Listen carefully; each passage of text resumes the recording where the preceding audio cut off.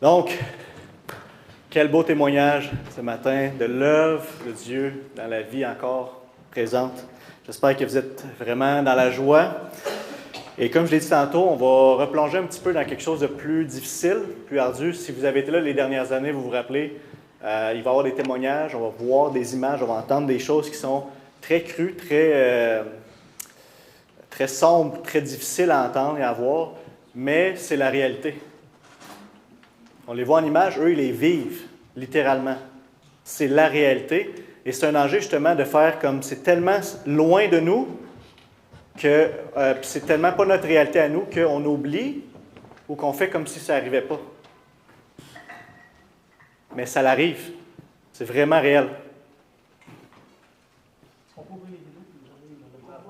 Oh, oui. Veux-tu quelqu'un qui... Donc, comme je disais, de faire attention de ne pas se mettre la tête dans le sable comme chrétien nord-américain, c'est pas notre réalité, mais c'est vraiment une exception. Non seulement en ce moment, mais de tous les temps, depuis que Jésus est venu, qu'on ne vit pas de persécution ici. Ce n'est pas la norme, et ça n'a jamais été la norme. Et c'est ce qu'on va voir. Comme vous savez aussi, à l'Action de grâce, on a ramassé un montant, il y avait 3 différents enjeux, mais un de ceux-là, c'était de donner pour la mission. Et dans la mission, il y avait le ministère Porte ouverte. Donc, c'est eux qui nous présentent ça, c'est eux qui nous rendent sensibles à ça, c'est eux qui amènent de l'aide sur le terrain pour nos frères et sœurs qui sont persécutés. Et leur mission à eux, c'est écrit ici, c'est de faire en sorte que chaque chrétien persécuté ne soit pas oublié, mais au contraire soutenu, qu'il soit pris soin, et puis ça partout dans le monde. C'est un organisme mondial qui prenne soin d'eux. Alors, les sous qu'on a amassés vont pouvoir aller une partie à cet organisme qui vont être vraiment un aide qui est littérale, concret pour des frères et sœurs dans le besoin. Et comme je dis, ce n'est pas une réalité pour nous, mais c'est juste pas une réalité pour nous. En rouge, c'est de la persécution extrême, c'est-à-dire violence, emprisonnement, tuerie. En orange aussi, c'est moins fort, mais ça peut aller à ce niveau-là aussi. Jacques l'a vécu aussi en Haïti, le même principe. On voit c'est en particulier l'Afrique et l'Asie, le sud de l'Europe. Donc, c'est vraiment des endroits où il y a une grande persécution. Et ça ici, c'est l'image. Mais maintenant, j'aimerais qu'on puisse voir ensemble la vidéo qui va donner qui va nous aider à voir après ça, à mieux apprécier la prédication qu'on va avoir et qui va nous aider aussi à apprécier davantage la lettre de 1 Pierre.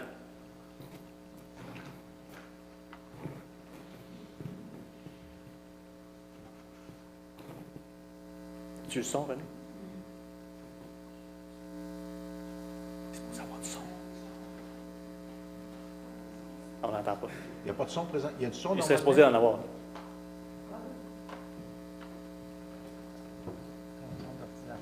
Pardon? Le son d'ordinateur, il y a ça. Oui, placé. Hein?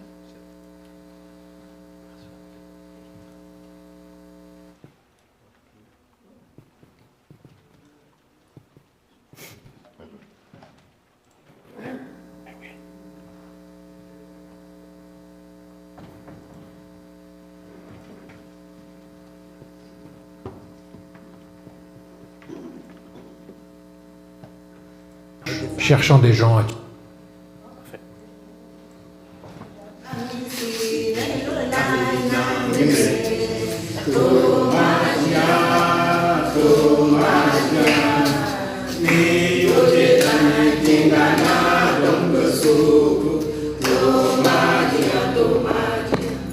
Autour de minuit, des extrémistes Fulani sont arrivés avec des lampes torches, cherchant des gens à tuer.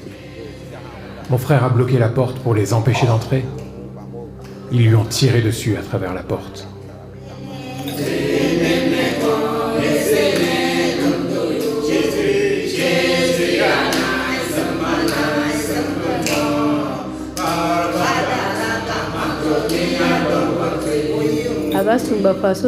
La mine a explosé, faisant trembler le sol. Je me suis précipitée. J'ai vu au sol le corps de mes 2 enfants, sans vie.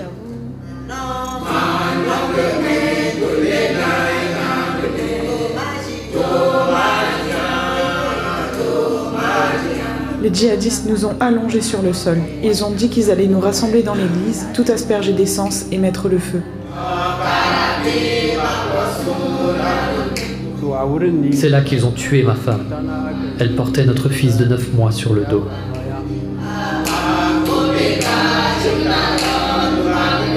Mon mari dormait quand ils ont pénétré dans la maison. Ils l'ont abattu.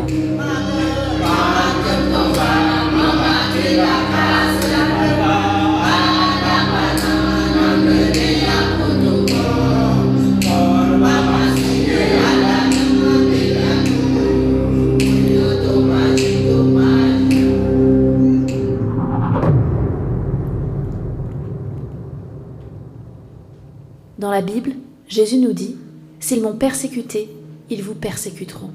La persécution n'est pas une chose du passé, de l'Église primitive.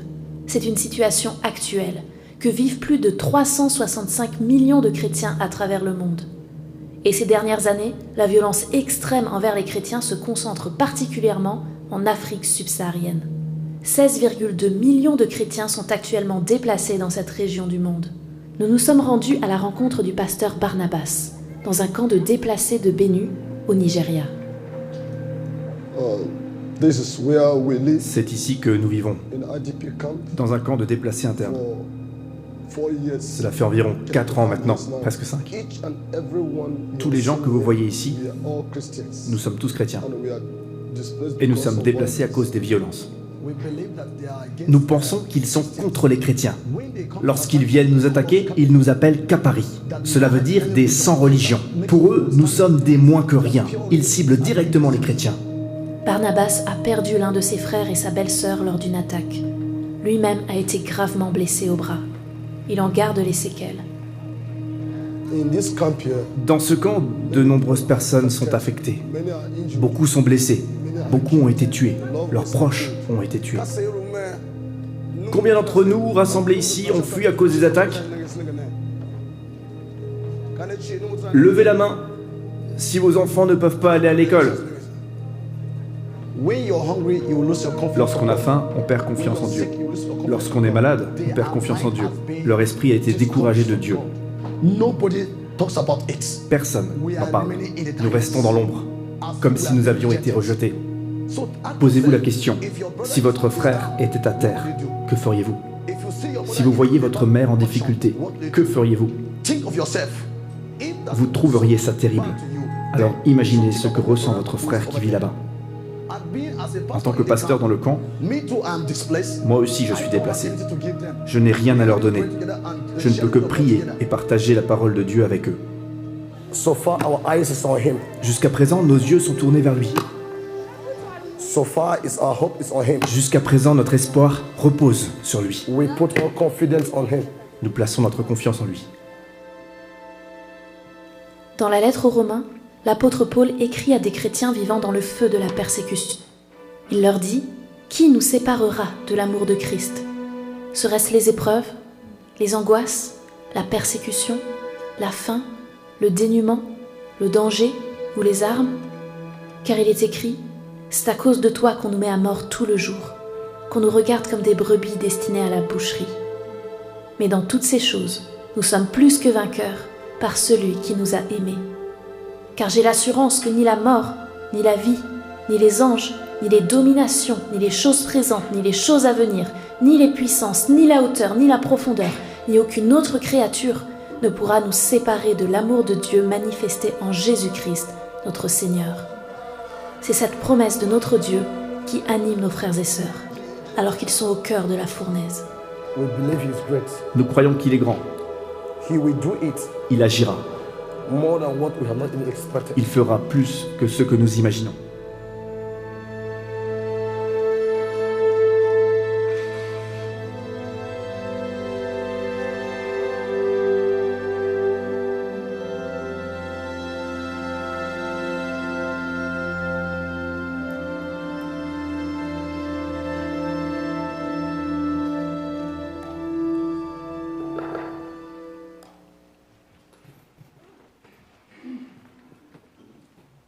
Merci René, je ne sais pas si tu peux revenir au PowerPoint. Donc, comme je l'ai dit, je pense que vous êtes d'accord avec moi. on ne peut pas rester indifférent à leur situation. C'est aucunement pour mettre un sentiment de culpabilité sur personne. C'est pour remettre la lumière sur ce qui arrive, sensibiliser, rappeler que c'est réel, que ça l'arrive. On a un devoir, nous, comme chrétiens, de les aimer et de les supporter. Parce que, puis de leur rappeler, comme on voit dans la lettre de Pierre, ce thème principal qui revient, que la souffrance précède la gloire. Tantôt, on va avoir un temps de prière ensemble en église communautaire pour prier pour eux. Et on veut prier justement que ce thème-là puisse revenir réel pour eux. De prier qu'ils puissent retourner leurs yeux vers Jésus. De prier qu'ils puissent avoir une perspective céleste pour que leur souffrance rentre dans le cadre que Dieu veut et qu'ils puissent la vivre d'une manière qui est avec une perspective éternelle.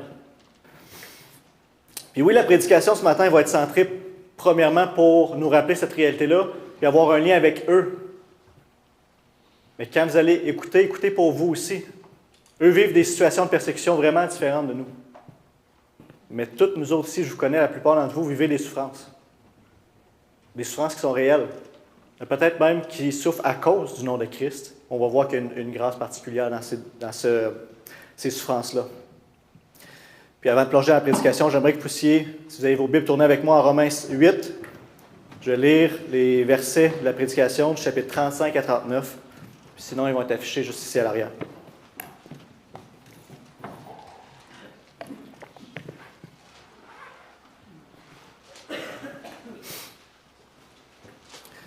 La dame l'a dit dans la vidéo, je vais le relire quand même, parce que c'est tellement important, tellement profond, c'est ça qui va diriger la prédication.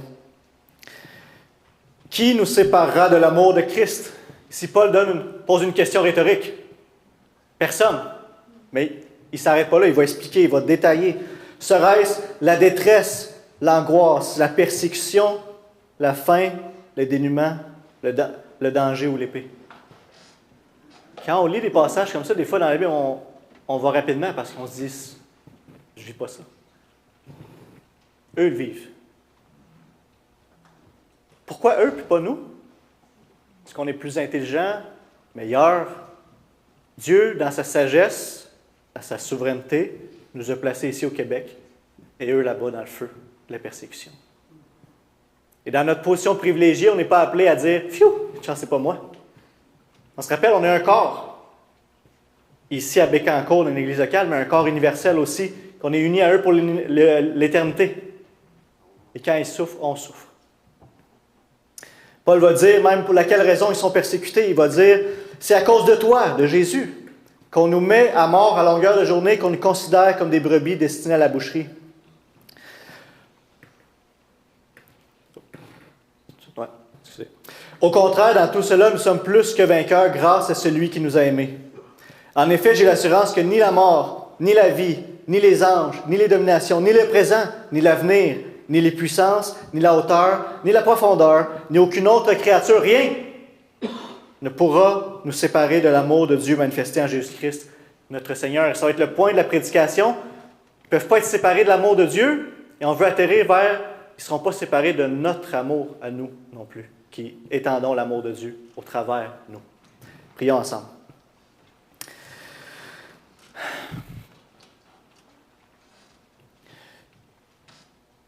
Père, on se tourne vers toi ce matin pour que tu ouvres nos yeux sur cette réalité, que par ton esprit, on devienne sensible avec un amour qui est réel, qui est concret, qui émane de ton amour envers ton peuple, un seul peuple.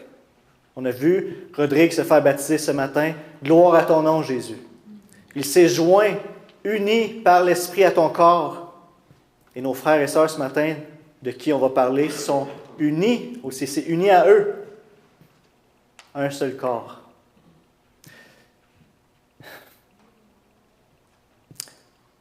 Père, fais une œuvre dans nos vies. Fais une œuvre ce matin par ce texte et qu'on puisse garder en mémoire, en tête, en prière, en amour, ses frères, ses sœurs. Parce que tu nous le demandes, Seigneur. Parce que tu nous as placés ici et eux là-bas. On veut se joindre à eux. Merci pour ta parole qui nous rappelle ces choses. Merci pour ta parole qui nous fortifie, qui nous enseigne. Bénis ce temps qu'on a ensemble. En Jésus. Amen. Donc, on va suivre la structure suivante.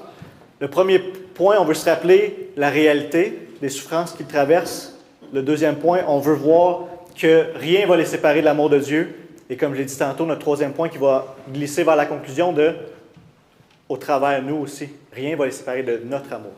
Comment est-ce qu'on peut les aider d'une manière concrète? Donc, premier point, la réalité des souffrances des chrétiens. Jésus dit en Jean 15, versets 19 à 20, « Si vous étiez du monde, le monde vous aimerait car vous seriez à lui. Vous n'êtes pas du monde, mais je vous ai choisi du milieu du monde. C'est pour cela que le monde vous déteste. » C'est pour cela. C'est à cause de l'œuvre de Jésus, c'est à cause de son nom. Souvenez-vous de la parole que je vous ai dite. Le serviteur n'est pas plus grand que son Seigneur. S'ils m'ont persécuté, ils vous persécuteront aussi. S'ils ont gardé ma parole, ils garderont aussi la vôtre. Donc, depuis que Jésus est venu, il n'a pas caché les choses. Pas Christian life, best life. Si tu suis Jésus, il y a des souffrances assurées 100%. C'est pas vendeur. Mais la souffrance précède la gloire. Ça a commencé dès le début, une hostilité. Et on le sait, ce n'est pas le monde comme les gens. C'est le monde, le système qui est contre Dieu, rebelle à Dieu. Et on sait que notre ennemi spirituel, Satan, est à l'œuvre. Et quand les gens vont persécuter et cibler les chrétiens comme on voit dans ces pays-là, les gens ne sont pas plus méchants qu'ailleurs. C'est Satan qui agit. Et on va voir qu'il va utiliser toutes sortes de moyens pour persécuter et mettre à mort les chrétiens. Et ça commence dès le début du livre des Actes. On lit, à cette époque-là, le roi Hérode, donc le roi, celui qui est en autorité, se mit à maltraiter des membres de l'Église. Et il fit mourir par l'épée Jacques, le frère de Jean. Donc dès le début, et il y a d'autres témoignages qu'on voit dans la Bible, d'une persécution qui est dirigée vers l'Église, dirigée vers les chrétiens. Et comme on l'a vu dans la vidéo, c'est encore le cas. Et je veux vous partager 2 témoignages. Le premier est de Jérôme. Jérôme, c'est un chrétien qui vit dans un camp de personnes qui ont été déplacées à Oicha. C'est une ville à la province du nord-est de la République du Congo. Jérôme a dû quitter tout ce qu'il possédait à cause des violences qui ont été orchestrées par un groupe qui s'appelle les Forces démocratiques alliées, un groupe extrémiste qui est lié avec l'État islamique. Il dit, je cite, « J'ai fui parce que les membres ADF, là, c'est le groupe que j'ai dit tantôt, avaient tué mon fils. Toute la récolte qui était dans la maison avait déjà brûlé. De nombreux civils ont été tués. La moto a brûlé. Nous n'avions plus rien. » Jérôme et sa famille sont partis à pied vers Oicha où ils ont trouvé un abri dans le camp de personnes déplacées. Un jour, Jérôme était parti chercher de la nourriture à l'extérieur du camp. Et il dit, « J'ai de nouveau croisé les troupes ADF qui m'ont poursuivi et m'ont sommé d'arrêter. Certains disaient, « Kafiri, arrête-toi !» Comme ils l'ont dit dans la vidéo tantôt, ça veut dire non religieux ou non musulman. Dieu m'a aidé et je me suis sauvé en courant. Mais même s'il y a une sécurité pour eux dans le camp, ça reste toujours une situation qui est précaire. Il dit, la vie est très dure. Obtenir de la nourriture est notre principal problème maintenant que nous avons été déplacés. On n'a pas de lieu pour cultiver. La situation est très mauvaise et c'est difficile de vivre. Il explique les conséquences. Il dit, la foi est affaiblie. Les gens ne pensent plus à aller à l'église et c'est difficile d'éduquer nos enfants sans les ressources.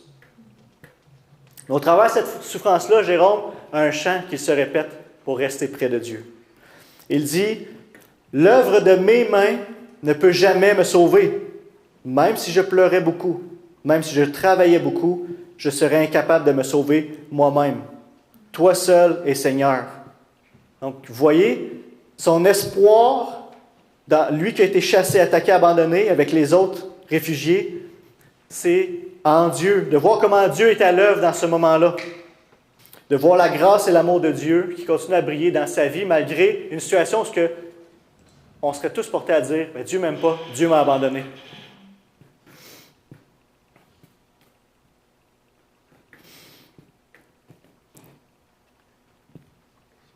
Un autre témoignage, c'est celui de Barnabas qu'on a vu dans la vidéo, qui est pasteur de ce camp-là. Il vient du Nigeria, il a été attaqué brutalement par des militants Pearl, ça doit être un groupe aussi extrémiste, qui ont été responsables de nombreuses violences et attaques au centre de son pays. Et il dit, je cite, « J'étais à la ferme avec mon frère Everen et sa femme Fridé. Nous avons entendu des coups de feu et vu des gens courir dans des directions différentes. Nous ne savions pas que les militants nous avaient encerclés. Certains étaient venus avec des armes à feu, d'autres avec des machettes et d'autres avec des bâtons. Son frère et la femme de son frère n'ont pas survécu à l'attaque. Il dit, « Mon frère a été abattu par les militants. La femme de mon frère a été touchée, puis tuée à la machette. » Lui-même n'a pas pu s'arrêter pour aider. Il n'a pas pu enterrer son frère et sa femme. Et dans la chasse à l'homme, il a été frappé, comme on a vu dans la vidéo, avec un coup de bâton qui a cassé une partie de son bras, de sa main. Et comme je l'ai dit, c'est la même chose que pour Jérôme, les conditions pour lui sont épouvantables. Il dit qu'au travers de sa marche dans le camp, il voit les chrétiens qui ont perdu courage. Il voit qu'ils sont confrontés au danger à tous les jours. Mais pour lui, qu'est-ce qu'il tient? Il dit, c'est la bonté de Dieu, je ne doute pas un instant de sa fidélité. Il dit, c'est ses paroles, « Dieu m'a aidé, c'est lui qui m'a soutenu et qui m'a gardé jusqu'à aujourd'hui. » Alors, il se base sur la fidélité de Dieu du passé pour l'appliquer dans le moment présent, alors que les yeux ne voient pas ça. On marche par la foi et non par la vue. Et avec les partenaires de soutien locaux de Porte Ouverte, c'est là ici que ça devient tangible. Porte Ouverte soutient Barnabas financièrement, prend soin de lui et des autres chrétiens dans le camp. Il dit, je peux les encourager toujours à croire à Dieu. Peu importe depuis combien de temps nous sommes dans le camp, un jour viendra où Dieu nous ramènera. Cela fait plus de 4 ans que nous sommes ici. Je suis arrivé sans rien. Il est arrivé avec rien. Puis les autres aussi. Mais Dieu utilise des individus et des groupes pour prendre soin de moi et de nous. Donc, tantôt, je vais en parler, on a eu l'occasion de donner des sous à cet organisme-là qui vont justement contribuer à ce que Barnabas vient de témoigner. Pas pour eux parce que c'est déjà passé, mais peut-être pour la continuité ou d'autres causes similaires. Et il dit, grâce à votre soutien, les partenaires de Porte Ouverte ont pu fournir des colis alimentaires d'urgence aux personnes déplacées. Il dit que la faim peut nous faire perdre confiance en Dieu. La maladie peut éteindre notre foi. Mais par l'aide qu'on reçoit grâce aux dons, il dit, c'est pas seulement pour répondre aux besoins physiques, mais pour fortifier la foi des croyants. C'est pour ça que je disais tantôt qu'on peut contribuer à ça de manière tangible, à les aimer. On n'est pas là-bas, on ne peut pas aller les visiter en prison, on ne peut pas apporter la nourriture. On peut donner des sous pour qu'ils puissent avoir des gens qui aillent en donner. Il dit, ces colis leur donnent la confiance que Dieu ne les a pas abandonnés et qu'il utilise les partenaires locaux de Porte Ouverte comme ses mains et ses pieds, la continuité de l'œuvre de Jésus. Outre l'apport de nourriture, les partenaires offrent aussi des formations professionnelles et des soins aux victimes de traumatismes afin de favoriser la résilience et l'autosuffisance à long terme. Ils vivent des traumatismes qui ne peuvent pas juste être réglés comme ça en avançant. Donc, ils prennent soin aussi de counseling et de ce qu'ils ont besoin au niveau psychologique et mental.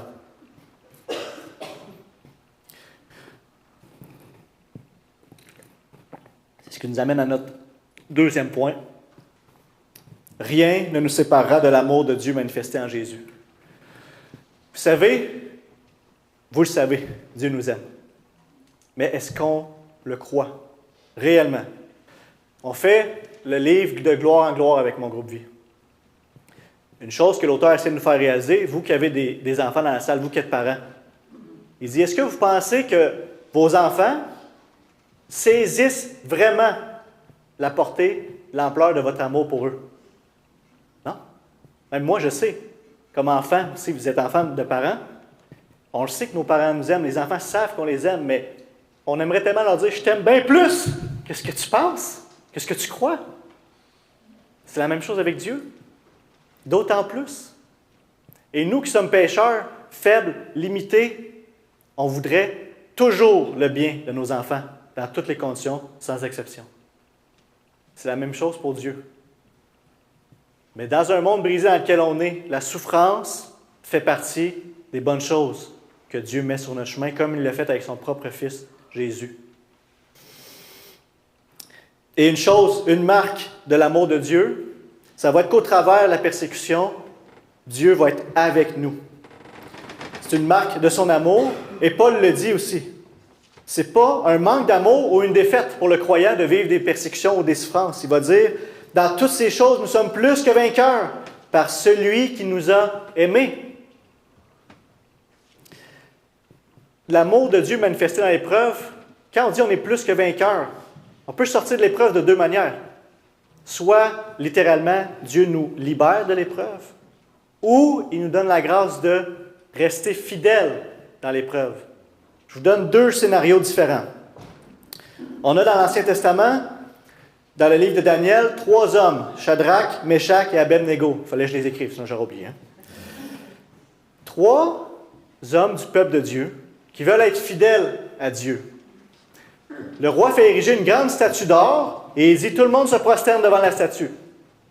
Dans leur conscience, ils savent, on ne peut pas faire ça. Ça serait de renier Dieu. Alors ils ne le font pas. Le roi se met dans une grande colère et là arrive la persécution. Il dit je vais vous tuer.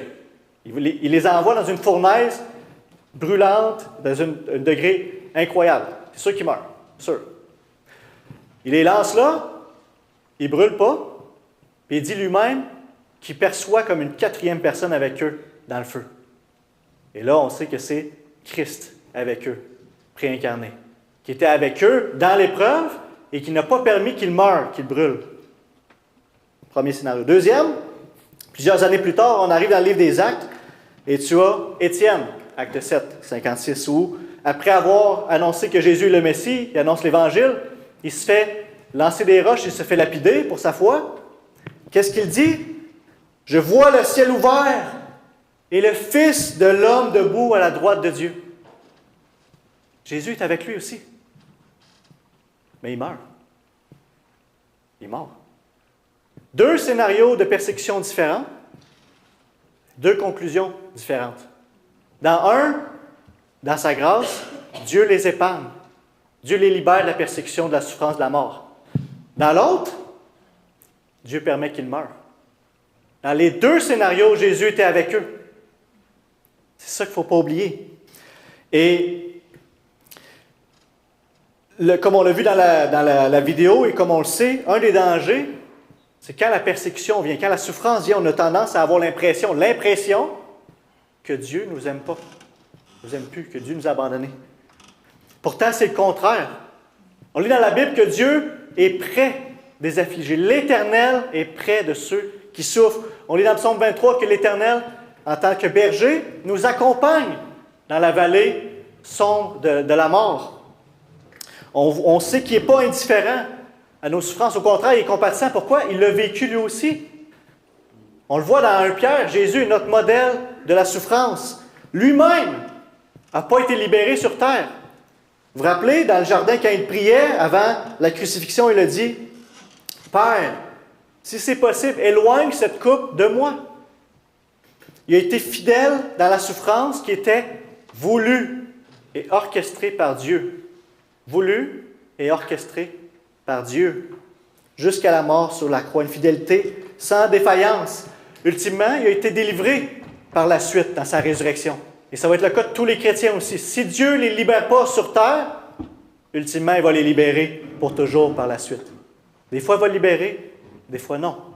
Dans un comme dans l'autre, Dieu nous aime et Dieu est avec nous.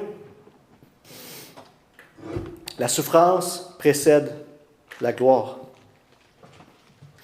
Et encore aujourd'hui, on le voit, il y a des témoignages de chrétiens qui vivent ces situations-là et qui vont témoigner vivre une présence spéciale de Dieu. Au cours de l'histoire de l'Église, on a entendu, c'est le terme, une présence spéciale de Christ, qui vient les fortifier dans l'homme intérieur. Dans le temps où il y avait les Colisées à Rome, qui avaient des combats contre les lions, il envoyait des chrétiens se faire massacrer, mangés par les lions, tués. Au médiéval, ils brûlaient les gens sur le bûcher vifs pour leur foi. Et on entend des témoignages de gens qui disaient qu'ils y allaient en chantant des louanges pendant le chemin et pendant qu'ils se faisaient brûler. Et leur témoignage, c'était qu'ils ne sentaient même pas la douleur.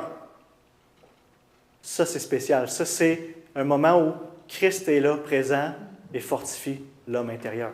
Ça n'arrive pas à toutes les personnes, ce n'est pas un témoignage de tout le monde, mais il y en a qui ont témoigné ça. La souffrance n'est pas extérieure à la souveraineté de Dieu, mais fait partie de la volonté de Dieu dans nos vies. Et si on regarde à celui qui a souffert beaucoup plus que nous et qu'on pourrait imaginer ou comprendre, alors qu'on le suit dans ses traces, que celui qui veut me suivre se charge de sa croix et qu'il vienne après moi pour être mon disciple. S'ils m'ont persécuté, ils vous persécuteront. C'est lui. On regarde à lui, on le suit. Et c'est dur à croire, mais quand on a cette perspective céleste, éternelle, les yeux au bon endroit, la Bible nous dit même qu'il est possible de se réjouir dans nos souffrances. Et avant de me dire, go, t'es fou, écoutez-moi. On arrive là dans la lettre d'un Pierre. C'est Pierre qui dit ça. Si vous êtes insulté à cause du nom de Christ, vous êtes heureux. Quoi? Parce que l'Esprit de gloire, l'Esprit de Dieu repose sur vous. 1 Pierre 4. Pierre, comment tu peux dire ça? Il a lui-même vécu. Dans Acte 4, dans Acte 5. Après avoir été fouetté pour avoir évangélisé quand il avait dit de ne pas le faire, les apôtres quittèrent le Sanhédrin, joyeux d'avoir été jugés dignes d'être maltraités pour le nom de Jésus. Pierre ne dit pas des belles paroles de piété, là, détachées de lui-même. Il a vécu, c'est pas naturel, là. Essayez pas de le faire pour voir si ça marche. Mais dans un moment où Dieu te fortifie, te garde fidèle dans un moment d'épreuve, il y a les chrétiens qui ont expérimenté de la joie dans une souffrance. Les fouets, à ce moment-là, là, ce n'est pas des petits fouets qu'on a dans notre tête dans les films. Là. C'était des fois avec des crochets qui arrachent le dos. Là. Jugé digne, joyeux d'avoir pris part aux souffrances de Christ pour son nom. C'est un témoignage littéral et direct de Pierre qui nous enseigne par la suite à faire de même et à vivre ça. Il y a une manière de vivre une persécution d'une mauvaise manière et il y a cette manière-là. Et je ne dis pas que c'est facile. Je ne veux pas être ici du haut de la chair à dire qu'on diminue la souffrance, qu'il n'y en a pas. Au contraire, elle est bien réelle. Mais je veux nous encourager, et je veux qu'on prie tantôt pour les encourager à la vivre de la bonne manière. Et il nous aime et il est avec nous dans ces moments-là. Que ce soit donc dans la vie ou dans la mort pour le Seigneur. C'est ce que Paul nous dit en Romains 14, 8. Si nous vivons pour le Seigneur. Et si nous mourons pour le Seigneur. Ainsi que nous vivions ou que nous mourions, nous appartenons au Seigneur. Notre vie ici-bas, c'est un passage. Pèlerin et voyageur. Pour la vie pour le Seigneur, la mort pour le Seigneur. Peut-être qu'en ce moment, Dieu permet une épreuve dans ta vie à toi personnellement. Peut-être que le message de ce matin peut venir, Dieu veut te parler à ton cœur, te consoler, t'amener à détourner tes yeux de ce que tu vis et les relever vers lui pour pouvoir bénéficier de cette grâce libératrice que Jésus a pour toi dans la souffrance.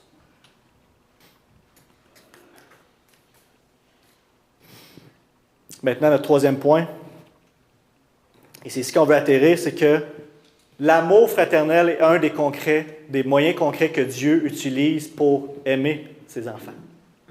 Dieu peut intervenir directement. Souvent, Dieu va intervenir au travers des autres enfants de Dieu qui vont bénir, faire du bien aux autres chrétiens. Et c'est ça sur quoi on va être jugé au jugement dernier. Jésus en parle en Matthieu 25.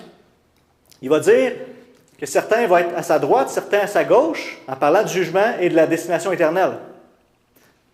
Et on lit ici comme suit. Alors le roi dira, Jésus, à ceux qui seront à sa droite, « Venez, vous qui êtes bénis par mon Père, prenez possession du royaume qui vous a été préparé dès la création du monde. En effet, j'ai eu faim, vous m'avez donné à manger. J'ai eu soif, vous m'avez donné à boire. J'étais étranger, vous m'avez accueilli. J'étais nu, vous m'avez habillé. J'étais malade, vous m'avez rendu visite. J'étais en prison, vous êtes venus vers moi. » Et là, tu as la contrepartie de ceux qui ne l'ont pas fait.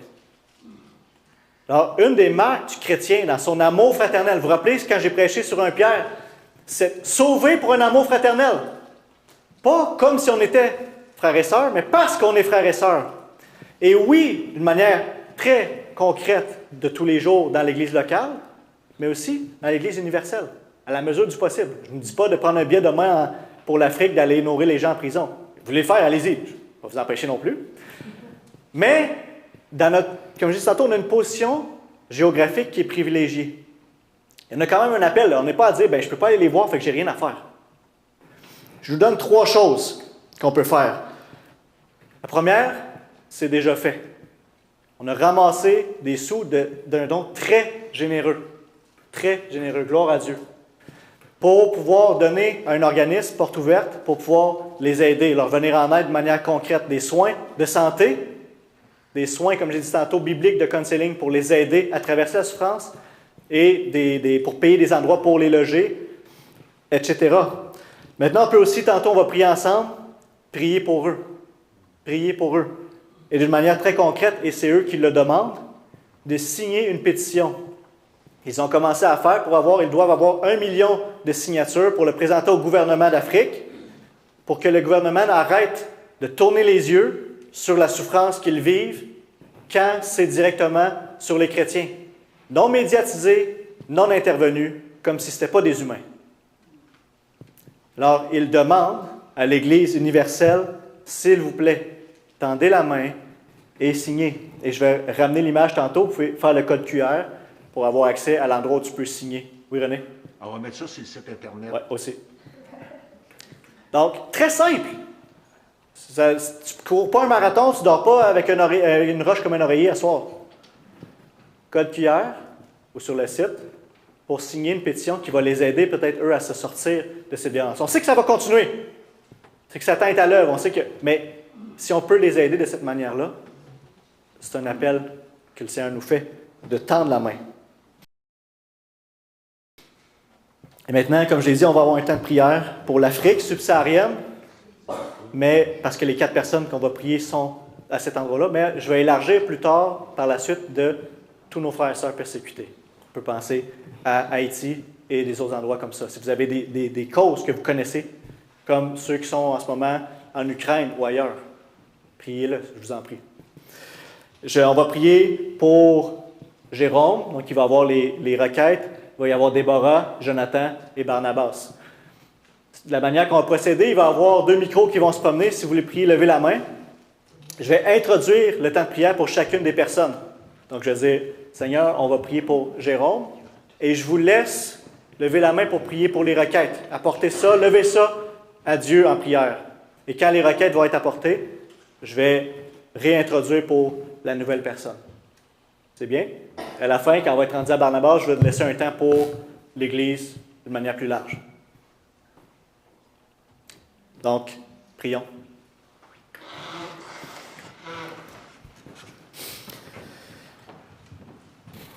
Seigneur Dieu, tu es notre Père à tous, à nous, mais à eux aussi. Dans ta bonté, ton amour, tu t'es racheté un peuple. Tu as fait de eux tes enfants, une famille, et on veut s'aimer les uns les autres, et on veut penser à nos frères et sœurs qui sont persécutés en ce moment.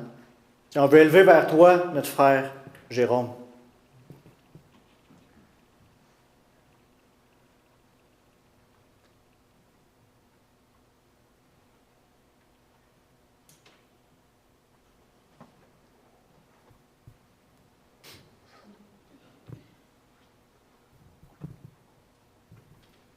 Bon Père éternel, c'est assez spécial de voir ce qui se passe là-bas. C'est pour nous inconcevable de voir qu'ils se font maltraiter par des hommes qui se disent religieux et qui démontrent un non-amour envers les êtres humains. Ça vient nous chercher au plus profond de nous-mêmes. Et je te prie particulièrement pour Jérôme, pour ses besoins de chaque jour, pour ses enfants aussi, pour ses adolescents qui doivent se poser la question, est-ce que Dieu nous aime vraiment? Puisses-tu renforcer sa foi, Seigneur? Garde-le. Et merci, Seigneur, aujourd'hui de nous montrer cela On ne peut pas rester indifférent à ça. Alors, on va les aider financièrement, c'est sûr, Père. En Jésus, Amen. Amen. Seigneur, maintenant, on veut élever vers toi notre sœur Déborah.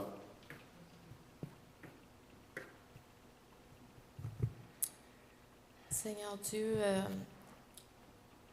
j'aime à me rappeler par combien nous sommes privilégiés d'être dans un pays où ce que nous avons cette liberté de pouvoir se réunir à toutes les semaines, Seigneur Dieu, ensemble, pour avoir la liberté de parler de toi, Seigneur, de te connaître ensemble, Seigneur Dieu. Merci, je t'en remercie, Seigneur Dieu. C'est vraiment une grâce incroyable que tu nous accordes.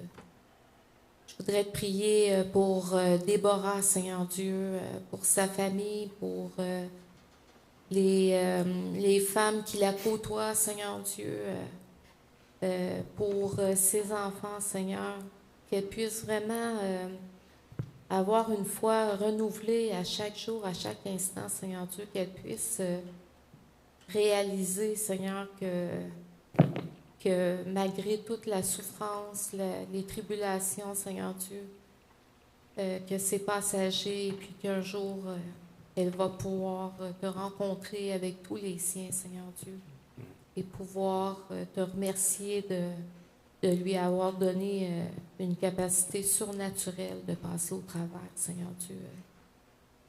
Toutes ces tribulations, c'est tellement attristant de voir combien le malin agit dans ce monde, Seigneur. Aide ces familles, Seigneur Dieu, à pouvoir garder les yeux fixés sur toi, Seigneur, malgré tout ce qui vivent, Seigneur, de façon atroce, Père. Je te prie pour que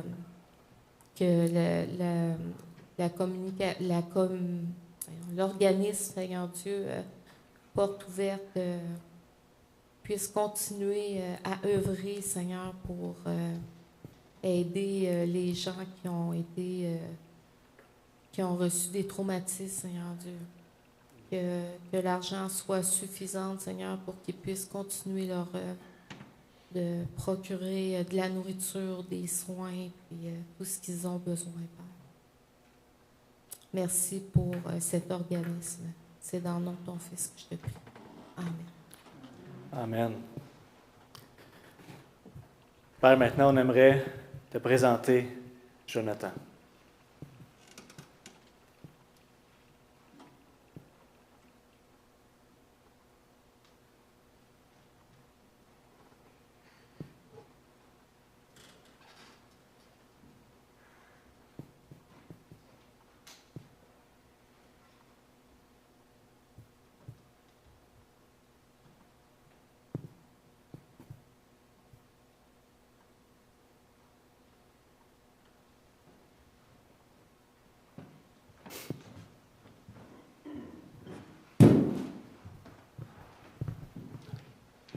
Oui, notre Dieu, on te remet Jonathan.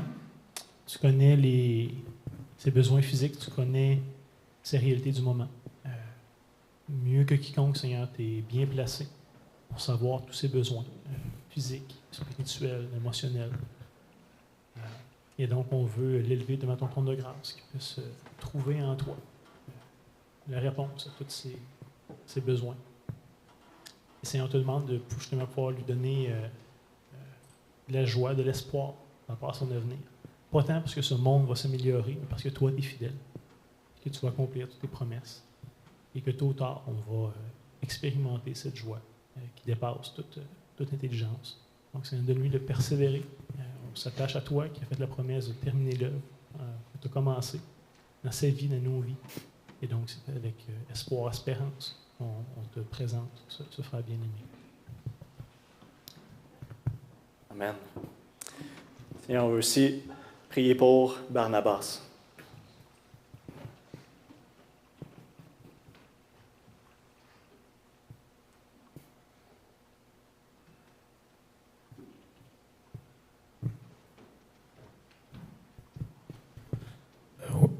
Oui, Seigneur, on a prié pour notre frère. C'est vraiment insupportable, toutes ces souffrances. Moi, ça, m'engager, moi, du côté de la prière, les avoir régulièrement pensé. Si on peut aussi trouver des personnes, je sais que ça réglera pas tout, mais pour signer la pétition, des fois les pressions politiques, ça peut quand même aider. Si on pourrait trouver d'autres personnes qui pourraient signer ça, ça nous aiderait peut-être, mais on va vraiment tout faire à notre possible pour contribuer. On demande, Seigneur, de ton aide. On a vraiment besoin de ton aide. On ne peut rien faire si tu n'interviens pas. Et change le cœur de ces personnes qui les persécutent. Donne-leur de l'espoir. Parce que sans espoir, on ne va pas loin. Mais moi, j'ai confiance, comme Barnabas qui garde la foi, j'ai confiance qu'il va se passer quelque chose. Fait que bénis abondamment ces personnes, protège-les, dirige-les, fais-leur pas perdre la foi. Vraiment, on s'engage à être avec eux dans cette situation, dans le très puissant nom de Jésus-Christ de Nazareth. Amen. Amen. On peut terminer avec une ou deux personnes qui voudraient prier pour, de manière plus générale, peut-être pour Haïti, pour l'Ukraine, d'autres endroits que vous connaissez, pour les frères et sœurs partout dans le monde.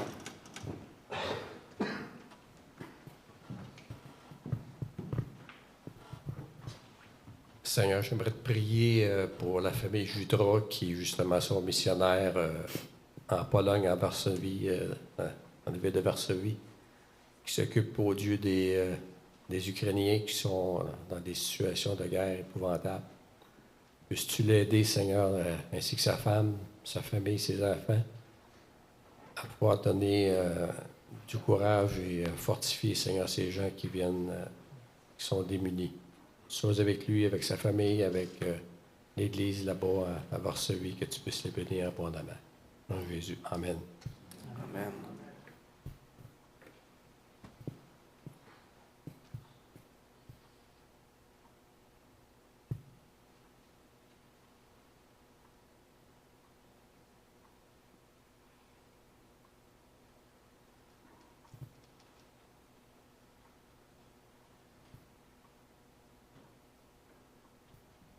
Seigneur éternel, je te remercie, je te loue pour cette belle journée. Merci, Seigneur, pour l'exposé qu'on a eu ce matin, Seigneur, de nos frères et nos sœurs qui sont dans le besoin, qui sont dans la détresse, Seigneur, au loin. On veut prier tous et chacun, Seigneur, qui souffrent aujourd'hui, Seigneur, et qui sont dans ce monde. Ça remet en perspective nos petites vies, nos petites misères, Seigneur Dieu, et on te demande pardon, Seigneur, pour les fois qu'on s'est plaint de nos vies, Seigneur. Donc, viens, Seigneur, vraiment bénir et conforter tous ces gens qui sont dans la souffrance, qui t'appartiennent, Seigneur, mais évidemment qui ne sont pas dans un pays où c'est facile, Seigneur, et qu'il y a des difficultés, des persécutions, Seigneur. Donc, bénis tous et chacun, Seigneur, et viens les accompagner.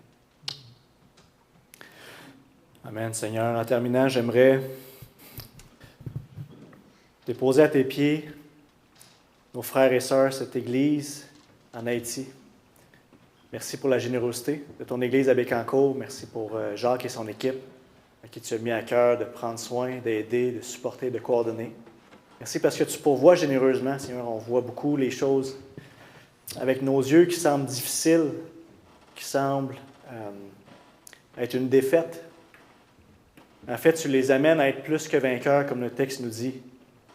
Parce que tu les aimes, parce que tu es avec eux, parce que tu pourvois abondamment. Combien de fois notre frère Jacques nous a partagé des anecdotes, comme quoi tu agissais, tu pourvoyais financièrement des montants qu'on n'aurait jamais pu s'attendre pour la boulangerie, pour les écoles, pour prendre soin des enfants, pour consolider les églises. Seigneur, de voir ces gens qui sont persécutés, qui sont enlevés tout ce qu'ils possèdent, garder la foi, être enracinés en Jésus, c'est un témoignage puissant. Et oh Dieu, je te prie, comme il a déjà été prié, qu'ils persévèrent. Donne-leur cette juste vision, une clarté, une perspective céleste, de voir leur souffrance dans une perspective qui est éternelle, et qu'ils puissent s'accrocher à toi et goûter ton amour et ta consolation pendant ce temps. Garde-les fidèles au Dieu, dans le nom de Jésus. Amen. Je termine en remettant la petite diapositive à la fin, si jamais vous voulez prendre le code QR ou aller voir sur le site Internet pour d'autres choses. Bonne semaine, que Dieu vous bénisse.